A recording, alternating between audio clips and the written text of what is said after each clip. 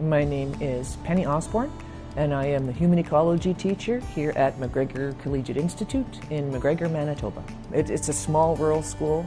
It is isolated. I recently bought a house and moved here. I've been teaching here for 15 years now.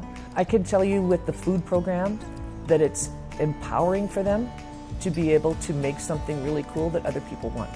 We make food to feed the school. We feed the school here. And so when they come out and they've got like a plate, yesterday we made banana muffins with chocolate chips on top.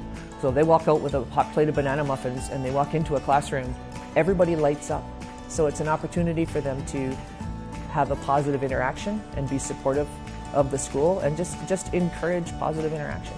I think it's important to incorporate a lot of different perspectives on where food comes from, and the kids love it. Like, this is a rural community. A lot of my kids are already hunters.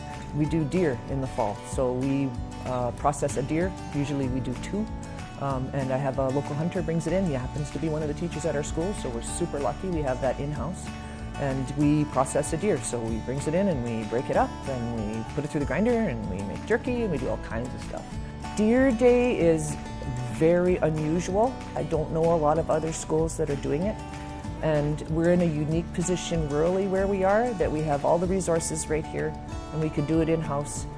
We are respectful of our resources. We do talk about using every bit of it that we can.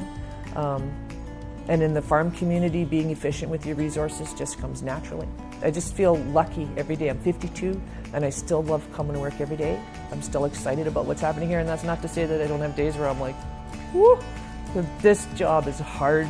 It is, but it's so cool to be influencing and helping these kids discover, who they are. What do you want to do? Like, you can do that. Sure, let's do that. Let's see what happens. And don't be afraid to give it a shot.